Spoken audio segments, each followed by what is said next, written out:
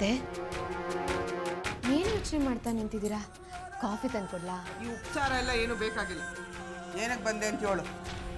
ಅಲ್ಲ ಅತ್ತೆ, ಮಹೇಶನ್ ಮದ್ವೆ ಮಾಡ್ತೀನಿ ಅಂತ ರೂಮಿಗೆ ಸೇರ್ಕೊಂಡ್ಬಿಟ್ಟಿದ್ದೀರಲ್ಲ.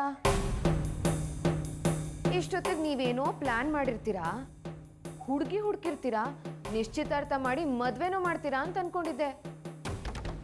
ಆದ್ರೆ ನೀವು ಇಷ್ಟೊಂದು ಸೈಲೆಂಟ್ ಆಗ್ಬಿಟ್ಟಿದ್ದೀರಲ್ಲ. ಆಟೇನಾ ಇಲ್ಲ ಇನ್ನೂ ಏನಾರು ಕೇಳೋದೈತಾ?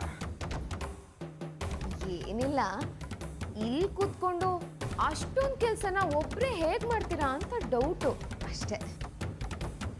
ದೀಪ ಆರಕ್ಕೆ ಮುಂಚೆ ಜೋರಾಗಿ ಉರಿತದಂತೆ. ಅದು ಯಾಕೋ ನಿನ್ನನ್ನು ನೋಡಿದ್ರೆ ಈ ಪದಗಳು ನಂಗೆ ಎಪ್ತಿಗೆ ಬರ್ತದೆ.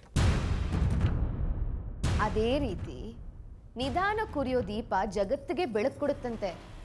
ಆದರೆ ನಿಮ್ಮನ್ನು ನೋಡಿದ್ರೆ ಹಾಗೆ ಕಾಣಿಸ್ತಿಲ್ವಲ್ಲ.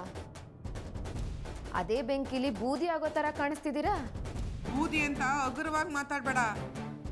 ಭಕ್ತಿಯಿಂದ ಹಚ್ಕೊಂಡ್ರೆ ವಿಭೂತಿ ಆಯ್ತದೆ, ಅದೇ ಕೋಪದಾಗ ಹಚ್ಕೊಂಡ್ರೆ ಭಸ್ಮ ಆಯ್ತದೆ.